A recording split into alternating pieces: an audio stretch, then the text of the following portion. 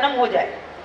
किसकी मन की वृत्तियां सदगुरुदेव के चरणों में। इतने महापुरुषों ने भजन बोले, इतने महापुरुषों ने, कोई ऐसा भी होगा जो आंखें बंद करके अपनी तार शायद अपने सदगुरुदेव भगवान से बातें कर रहा होगा।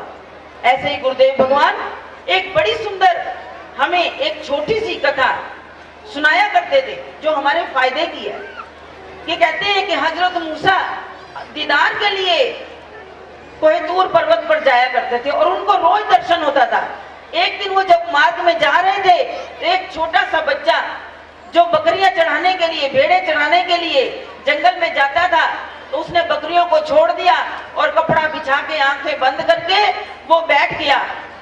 तो वो क्या बातें कर रहा है कि ऐ प्रभु, ऐ अल्लाह, उसके अपने जिस अंदाज में वो पुकार कर रहा था, अगर तू मेरे पास आए, मेरे पास बैठे, तो मैं तेरे को बड़े प्यार से नहलाऊं, तुझे सुंदर सुंदर वस्त्र पहनाऊं, तेरी कंघी करूं। वो ऐसी बातें कर रहा था, उसे नहीं मालूम। और उधर से हजरत मूसा उसके पास से निकले। जब पास से निकले तो उनको बड़ा गुस्सा आया कि ये कैसा बालक है। गुस्सा आया कि ये प्रभु को इसके पास आए, जो उनका श्रृंगार करे, उनको कंघी करे, उनको कपड़े पहनाए, उनको नहलाए धुलाए, क्या वो इनके बाप का नौकर है जो इनके पास आएगा। उसने क्या किया, बड़े जोर से थप्पड़ उस बालक के मुंह पे लगा दिया और मुंह पे लगाया और आगे चल दिया कोहिनूर पर्वत पर, जहां उसको रोज दीदार होता था, जहां दीदार होता था। जब वो वापिस आया, आगे गया, वहां पहुंचा तो देखा जिस प्रकाश के उसे रोज दर्शन होते थे, आज वहां पर कुछ भी नहीं। जब उसने कहा कि ऐ खुदा, ये क्या बात, मैं रोज आता था, मुझे तेरा दीदार होता था, आज वो प्रकाश यहाँ नहीं है। तो उस वक्त उसे क्या आवाज आई, उसे आवाज आई कि इश्तिया के दीद में मूसा तो पहुंचे तूर पर तजल्ली ने कहा दीदार के काबिल नहीं। क्यों? उन्होंने कहा कि तूने आज क्या किया, तूने आज मेरे एक प्यारे का दिल दुखा दिया। जो मुझसे बैठकर, हम दोनों बैठकर बातें कर रहे थे, वो मुझे पुकार रहा था, मैं उसकी बातें सुन रहा था, और तूने खींचकर उसके मुंह पर थप्पड़ लगा दिया, उसके मन की भावनाओं को तार तार कर दिया। जो मेरे प्यारे के दिल को दुखाता है, उससे तो मैं कोसों दूर रहता हूँ। तो कितना बड़ा उपदेश हमारे गुरुदेव भगवान, हमारे सदगुरुदेव भगवान, वो में क्या कहते थे कि दुनिया में रहो पर दुनिया का तलबगार नहीं, बाजार से गुजरा हूँ खरीदार नहीं। हमारे श्री सदगुरुदेव भगवान का भी यही संदेश था कि संसार में रहो लेकिन संसार में फंसो नहीं। उसमें रहते हुए भी अपने दिल को किसके साथ लगाओ, उस दिलबर के साथ जो तुम्हें दुनिया के असली आनंद में, असली अपने स्वरूप में अपने आप तक ले जाएगा। पर्दा कितना है, जैसे कहते हैं पारस के अंदर और लोहे के अंदर अगर एक जीना सा पर्दा भी हो तो दोनों को मिलने में अंतर हो जाता है। तो इसलिए हमने संसार के उस पर्दे को बीच में से हटाना है। फिर देखो क्या हो जाता है कि सदगुरुदेव भगवान आपको अपना रूप देते हैं या नहीं देते। कहते हैं पारस और संत में बड़ो अंतरो जान, इक लोहा कंचन करे, गुरु कर ले आप समान। तो जो सदगुरुदेव भगवान की नजर में आ जाता है, उनकी शरण में आ जाता है, तो गुरुदेव उसको अपने रंग में रंग देते हैं। फिर तो हमें किसी बात की तड़पने की भी जरूरत नहीं पड़ती। वो तो तुम पुकार करो, वो तुम्हारे पास सदा हाजरा हजूर तुम्हारे नजदीक नजर आएंगे। तो जैसी प्रीत आप सबने लगा रखी है अपने सदगुरुदेव भगवान से, तो ऐसी प्रीत सदा उनके चरणों में जोड़े रखना। और जो आनंद, जो बरसात, सदगुरु की रहमत आप सब पर हुई है, वो रहमत की बरसात सदा इसी प्रकार बरसती रहे। तो मुझे यहाँ रहते रहते एक बड़ी छोटी सी सदगुरुदेव भगवान की लीला याद आई कि हम तो कहते हैं, क्योंकि श्री गुरु महाराज जी ने जब श्री परमहंस दयाल जी की आज्ञा से आगरा में 14 साल तप किया, तो श्री दादा गुरुदेव श्री परमहंस दयाल जी ने उन्हें क्या वरदान दिया था कि ये राम कहो तो राम, कृष्ण कहो तो कृष्ण, नानक कहो तो नानक, कबीर कहो तो कबीर है। और जो कोई इनसे उपदेश लेगा, आगे उनसे लेगा, आगे उनसे लेगा, उनको दोनों जहान की बरकतें मिलेंगी।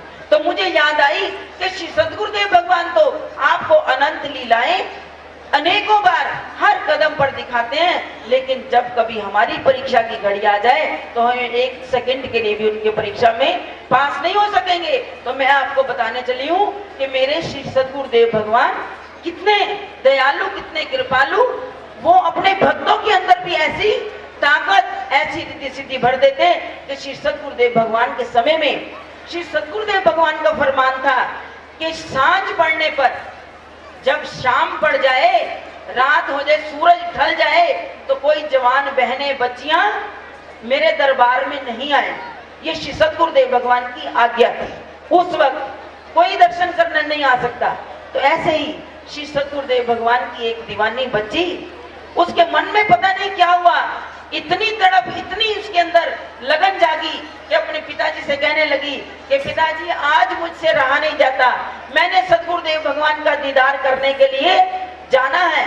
तो उसके पिताजी ने कहा कि बेटा, श्री गुरु महाराज जी की आज्ञा है कि सूरज छिपने के बाद गुरु दर्शन नहीं होंगे, तो वहां जाना ठीक नहीं, क्योंकि ये समय ही ऐसा है। तो उस बच्ची ने कहा, नहीं पिताजी, सूरज चाहे छिपे चाहे कुछ हो, मैंने तो जाकर दर्शन करने हैं। अब पिताजी उस बच्ची के प्रेम के आगे चुप हो गए, कहने लगे अच्छा बेटा तेरी मर्जी है, तो अभी थोड़ा दिन सूरज चढ़ा हुआ है, चलो जल्दी पहुंच जाएंगे। जब वो बच्ची गुरु महाराज जी के दर्शन करने के लिए जाने लगी तो उधर सूर्य क्या था, अस्त होने जा रहा था। तो उस बच्ची ने श्री सद्गुरुदेव के प्रेम के अंदर सूर्य भगवान से क्या कहा कि सूरज देवता थोड़ी देर रुक जाना, मैंने सद्गुरु दर्शन करने, थोड़ी देर ठहर जाओ, अभी मत छिपना कि गुरुदेव की आज्ञा का भी उल्लंघन ना हो। इधर क्या हुआ, वो बच्ची गुरु महाराज जी के चरणों में जब अंदर दाखिल हुई तो सामने श्री सद्गुरुदेव भगवान विराजमान थे। तो उस वक्त क्या नजारा था कि वो बच्ची बाहर सूर्य देवता को कहकर आ रही है कि अभी ठहर जाना, अभी जाना मत, मुझे गुरु दर्शन कर लेने दो। और जब वो श्री गुरु महाराज जी के चरणों में दंडवत प्रणाम की तो श्री सद्गुरुदेव भगवान ने क्या फरमाया, बेटा पहले जिसको रोक आई है उसको तो जाने की आज्ञा दे दे। बोल मेरे श्री गुरु महाराज जी की जय। तो श्री गुरु महाराज जी ने उसे फरमाया कि प्रकृति को क्यों रोकते हो। मैं आपको ये बात बताने जा रही हूँ कि जो सद्गुरुदेव भगवान के अंदर के लिए अपने दिल में वो तड़प, वो लगन लगा लेता है, उसकी तो प्रकृति भी उसके अधीन हो जाती है।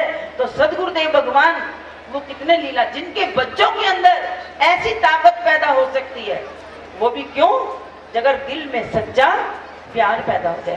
तो ऐसी लगन, ऐसा प्यार आप अपने दिल में लगाओ। वो सद्गुरुदेव भगवान तो हर एक के ऊपर अपनी कृपा, अपनी रहमत बनाए रखते हैं। तो ऐसे मेरे नंगली वाले सद्गुरुदेव भगवान, जिन्होंने ये कहा कि नंगली साहब में तो गरीब से गरीब व्यक्ति भी बड़ी आसानी से पहुंच जाएगा।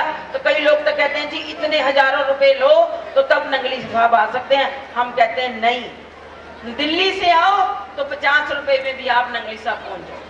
19 रुपए रेल का किराया है, मेरे ख्याल इतना ही है। दिल्ली से नंगली साहब आओ तो 19 रुपए, और अगर ट्रेन से भी पंजाब से जाती है तो मेरे ख्याल थोड़ी ही टिकट है ट्रेन से, ज्यादा नहीं है, तो 250 रुपए में। और अगर आप नंगली साहब गुरु माई के चरणों में जाओ, आपके पास नहीं है डिब्बे तो नहीं लाओ, फल के लिए पैसा नहीं लाओ, इतना सा आटा, क्योंकि श्री गुरु महाराज जी को चूरमा बड़ा पसंद था। ऐसा हमने अपने गुरुदेव भगवान से सुना कि श्री गुरु महाराज जी को चूरमा बड़ा पसंद था। तो आप इतना सा आटा गूंद के चीनी मिला के भी श्री गुरु महाराज जी को भोग लगवा दोगे तो गुरु महाराज जी नाराज नहीं होंगे। वही कृपा अमीर पर होगी, वही कृपा गरीब पर होगी। गुरु महाराज जी किसी के लिए कोई अंतर नहीं रखते। तो इसलिए सतगुरुदेव भगवान के चरणों में इतनी लीव लगा लो, दुनिया का प्यार किसी काम ना आएगा। सतगुरुदेव भगवान की कृपा, उनका प्यार आपको कहां से कहां पहुंचा देगा। तो इसलिए मेरे नंगली वाले के लिए जो लिखा है कि दरबार हारा वाले का लाखों में एक है, जैसे कि गंगा धारा धारा लाखों में एक है। तो वो गंगा धारा जिसमें स्नान करने के लिए अभी हमारे मंच संचालक कुंभ की बात कर रहे थे, तो हमारे गुरुदेव भगवान तो क्या फरमाया करते थे कि साचा नावण गुरु की सेवा, कि सच्चा स्नान तो गुरु की सेवा में है। दिल में ये मलाल पैदा मत करो कि हम कुंभ पर नहीं गए। आपने नंगली साहब जाकर गुरु महाराज जी की सेवा कर ली, आपको वही फल मिलेगा जो वहां जाने का। और श्री गुरु महाराज जी ने जो नल का, जो अमृत का सोमा जो गुरु दरबार में लगाया कि जो इसमें स्नान करेगा उसको एक तीर्थ नहीं 68 तीर्थों का फल मिलेगा। तो इसलिए आपको कहीं जाने की जरूरत नहीं। नंगली साहब गुरु महाराज जी के चरणों में आ जाओ तो आपको सब कुछ मिलेगा, आपकी मुरादों से झोलियां भर जाएंगी। और सबसे बड़ी बात कि गुरु महाराज जी के चरणों में जाओ तो इसलिए अगर आप किसी की सेवा नहीं कर सकते, अपनी सेवा तो आप करो। घंटा 2 घंटे वहां पर जाकर जब तक आप सेवा नहीं करोगे तो आपको वहां जाने का दर्शन का फल तो मिलेगा, लेकिन गुरु दरबार में तन की सेवा, क्योंकि गुरु महाराज जी ने आपको विचार दिए हैं, बड़े सुंदर विचार जो अपना दरबार दिया। और इस विचार से आपको ये विचार करना है कि इस तन को हमने कहाँ लगाना है, इस मन को हमने कहाँ लगाना है, और जो गुरु महाराज जी ने हमें धन दिया है उस धन को हमने कहाँ लगाना है। इस विचार के साथ नंगली दरबार में आओ, सदगुरुदेव भगवान की खुशियां प्राप्त करो। जिस तरह आज आप सबकी झोलियां सदगुरु की खुशियों से इन संत बहनों ने इतने सुंदर सुंदर भजनों के द्वारा आपकी भक्ति को और दृढ़ किया है, तो इसलिए हमने अपनी भक्ति को दृढ़ करना है। सदगुरुदेव भगवान की हर प्रकार से उनके तन मन धन से अपने आप को न्यौछावर करना है उनके चरणों में, और इसी प्रकार सदगुरु की महिमा के गीत गाने हैं और सदगुरुदेव भगवान की कृपा को प्राप्त करना है। तो आज के इस शुभ दिन की कि इन संगतों ने जो प्यार बख्शा है और जो कृपा की है मालिक ने, आप सबको बहुत बहुत बधाई।